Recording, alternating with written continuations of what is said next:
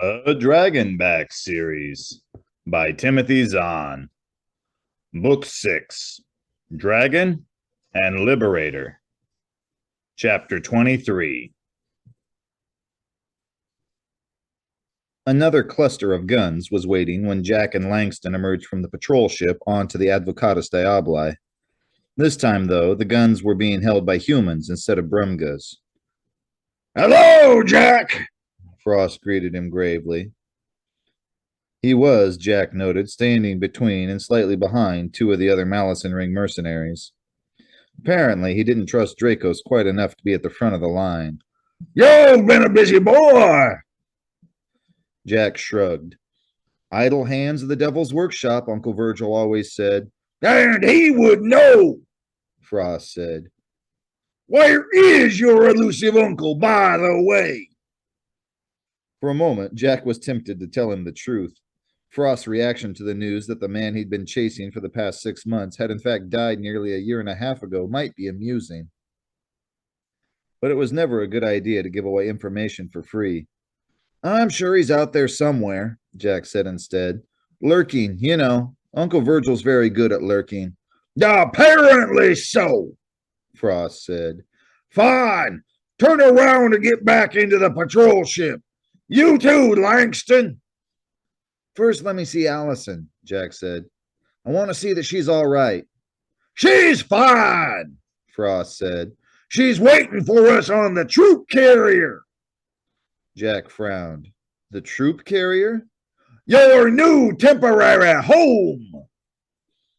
Frost waved Jack back toward the patrol ship. "If you please." "Dracos?" "Do as he says," Dracos thought. There was a dark grimness to his tone, a grimness Jack himself was also feeling, because if he and Allison were both aboard the carrier, and if they both stayed aboard the carrier, Tanim was going to be in serious trouble. "Unless you'd rather go out right now in a blaze of glory," Frost suggested as Jack hesitated. Jack grimaced. "Sorry," he said, backing toward the hatchway. "Got caught up in the scenery." A few minutes later, Jack, Langston, Frost, and half a dozen of the mercenaries were again moving through space, this time making for the troop carrier. "You're probably wondering what happened to it," Frost commented as they approached the flashing lights of a docking station. A little," Jack said, gazing out at the ship's crushed side. Up close, it didn't look as bad as it had earlier on the KK-29's display. "Someone run a red light?" "In a manner of speaking," Frost said. "Oh, there's a vac suit in the rack behind you. Put it on and rig it for long term." Jack glanced back at the rack. "No, thanks," he said. "I'm fine." "Put it on or die right here." Jack shivered. Frost hadn't even raised his voice, but there was a something in his tone that told him the man wasn't in the mood for flippant remarks. Silently, Jack got up and put on the suit. Rigging for long term meant hooking up the food and bathroom facilities, which he did. "Now what?" he asked, leaving the helmet attached to his belt. There was a gentle bump as Langston docked them with the carrier. "We go inside," Frost said, standing up. "Follow me. Langston, you stay here." The airlock was larger than those Jack was familiar with, probably designed to handle a dozen vac-suited soldiers at a time, he decided. Frost led them through the lock, out another door into a supply and maintenance room, then through a heavily armored door into a long, high-ceilinged chamber. Midway along the chamber's long inner bulkhead, leading farther into the ship, was another airlock-style door. Nearby was an equipment cart containing a selection of tools, including a small welding torch. Across from the airlock, on the whole side of the chamber, there was a long hatchway that was nearly as large as the room itself. "What's this, a docking bay?" Jack asked. "Yes, for one of the two scout ships," Frost confirmed. "They're usually not well armored, so they're kept inside where the carrier's main hold can protect them. Bucket on, then over against the wall by the tool cart." "I think I'm going to hate this," Jack warned Dracos as he slipped his helmet over his head and snugged it into place. "Which part?" The tool cart part, Jack told him. I take it you hadn't noticed the welding gear? Dracos flicked his tail against Jack's leg. No, I hadn't, He said. You're right. I think we may soon both hate this. Jack crossed to the inner bulkhead as ordered. At Frost's direction, two of the mercenaries wrapped short lengths of cable around the wrists of Jack's suit and locked them in place. They then held the other ends of the cables against the bay's inner bulkhead, while a third man quick welded them to the metal. Jack's ankles were next, followed by a larger loop around his waist. There, Frost said, running a critical eye over the work. That should hold you a while. You promised I could see Allison, Jack reminded him. And so you will, Frost said. Right on cue, down the bulkhead came the hiss of the airlock door opening. Jack craned his neck to look as 5 vac-suited figures strode into the bay. 3 of them carried heavy rifles, which they lowered to point at Jack as soon as they had a clear line of fire. The other 2 were unarmed. But even with the partial concealment of their helmets, Jack had no trouble identifying them. One was Neverland. The other was Allison. Hello, Jack. Neverland's voice came through the speaker in Jack's helmet. He sounded almost cheerful, or at least as cheerful as the man probably ever got. And goodbye, Jack, Frost added. He gestured to his own group of mercenaries who holstered their weapons and followed Frost into the airlock. The door hissed behind them.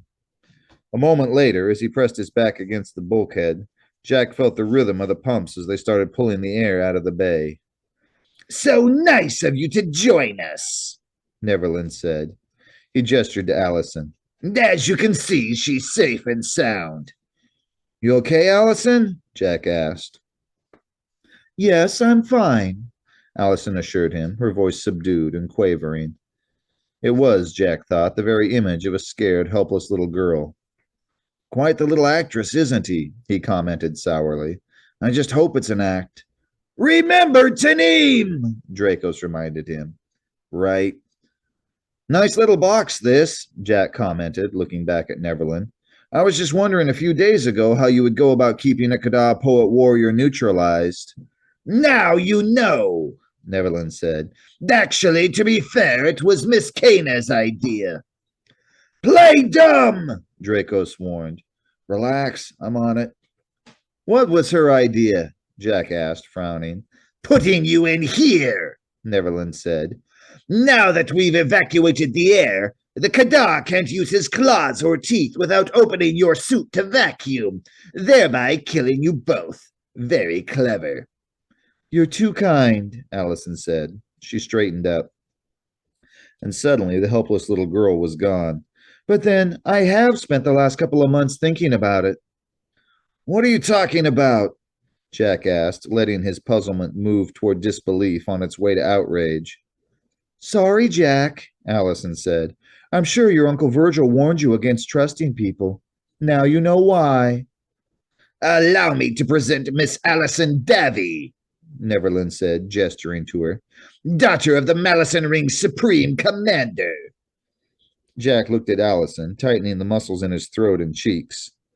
Most of the dramatic acting was wasted, he knew, with his helmet's faceplate obscuring a lot of Neverland's view. But some of it would be visible, and he had to play this exactly right. Of course, he said. I knew something was wrong with her. I should have guessed it was because she's a killer's daughter. Allison started to take a step toward him, broke off the movement. That's rich coming from the son of thieves, she bit out. Uncle Virgil was a thief, Jack said stiffly. My real parents were judge paladins. Right, like I said. Deliberately, Allison turned to face Neverland. So what's the plan now that you're down to one death weapon? She asked. Take the Advocatus Diabli in with the Foxwolf and do what you can with the one you have aboard? Certainly we'll be going in together, Neverland said, a nasty sort of slyness creeping into his voice. But whoever said we were down to one weapon? Allison glanced at Jack, a frown creasing her forehead. I thought the Kada shredded all the others. He shredded all those aboard the Foxwolf, yes, Neverland confirmed. Unfortunately for him, I'd already taken 2 of them out and loaded them aboard a pair of our Gin 90s prior to Sergeant Chapman's raid on the Malison Ring Depot at Driftline. Sounds a little risky, Allison said. Sounds very much necessary, Neverland corrected. Your doing, as it happens. Mine? Allison asked, frowning a bit harder. Thanks to that trouble you stirred up with your father's people last month at Brumadum, Neverland explained. With the entire Malison Ring now presumably on alert, I thought Chapman might have trouble picking up the Rhino 10s we wanted. I thought giving him 2 of the death weapons might be useful in case they needed to shoot their way out.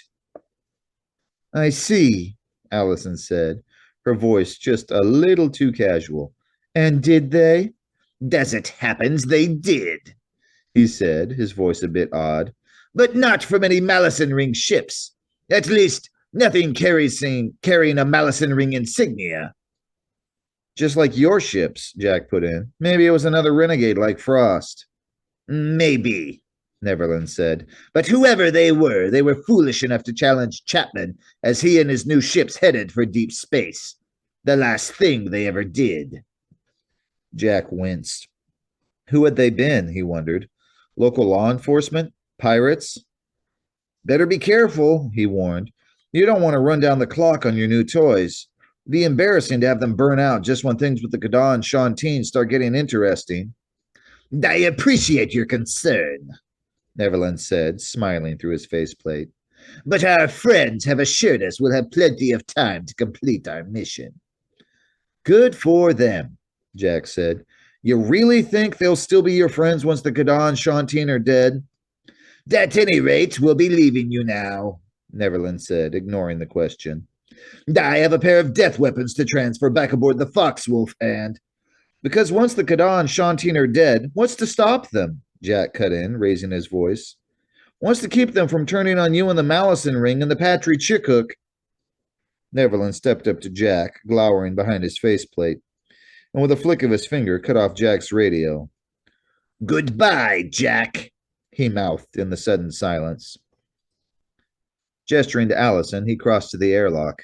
Allison gave Jack a single unreadable glance and then followed. They stepped inside, and Jack felt the bulkhead behind him vibrate as the pumps once again started shifting air around. I think you annoyed our host, Draco said dryly. All part of the grand plan, buddy, Jack assured him. He wouldn't have been so quick to cut off my ranting if there weren't other people who could hear it. That tells us there's still someone aboard. That damage didn't seem all that great, Dracos agreed. It's probably still flyable. And if there are people aboard, then all the other amenities of life should be too. Pulling on his wrist straps, Jack pressed his back firmly against the bulkhead. Take a peek and see what you can see. Draco slipped around on his skin, and Jack felt the Gaddah lean his fourth-dimensional way over the wall behind them. He held the pose for a few seconds, then came fully back onto Jack's skin. Neverland and Allison are removing their suits, he reported. There are also 2 Brumgas there. Neverland appears to be giving them some instructions. Hopefully having to do with changing our oxygen tank every couple hours, Jack said. What sort of room is it? It appears to be a preparation room, Draco said. There are 2 racks of vac suits, plus oxygen tanks, maneuvering units, and tool cabinets like the one they used to attach your suit to the wall. Perfect, Jack said. How exactly is it perfect? Dracos asked. There's air over there, and it looks like the whole crew is Brumgas, Jack explained. Knowing Neverland, he would have given his orders to humans if there were any aboard. He smiled tightly. And what none of them know is that you can fall over that wall anytime you want to. Yes, Dracos agreed thoughtfully.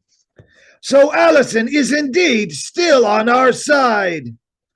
Never doubted it for a minute, Jack said. The only question now is when exactly we want to make our move. Not soon, I'm afraid, Draco said. We don't know how many crew are aboard, or the deck plan, or what sort of flight and combat capabilities the ship has. And we're not likely to get any of that either, Jack said with a grimace, unless you've gone on a little search of your own. But there's no way that you'd be able to get back here without them knowing something had happened. Then I'm afraid our best strategy will be to wait until the operation has begun, Draco said. That may mean some of my people will die, but we'll need the chaos and distraction to take over the ship. And if it turns out the blasted thing can't fight, we won't be able to do anyone any good, Jack said heavily. I suppose you're right. I just hope we'll know when. Shh! Draco's cut him off. Do you feel that? Jack frowned. There was an odd vibration rumbling through the deck beneath his feet. He cocked his head, trying to listen. And suddenly he got it. It's a dual-stage echo system coming up to speed, he told Dracos. That's the kind that's used in some larger military ships. I see, Dracos said, suddenly thoughtful. So that's why Neverland didn't seem worried about us escaping on the flight from the Gatekeeper to the Advocatus Diabli. Because we weren't actually at the rendezvous point, Jack said, nodding as he understood. Guy's full of tricks, isn't he? Circles within circles, wheels within wheels, Dracos agreed. Still, it's often the case that a clever man outsmarts himself. Let's hope Neverland's one of those, Jack agreed. So what do we do until your people arrive? We do what surveillance we can, Dracos said. Your back to the wall, please. I'd like to spend some time studying the preparation room behind us.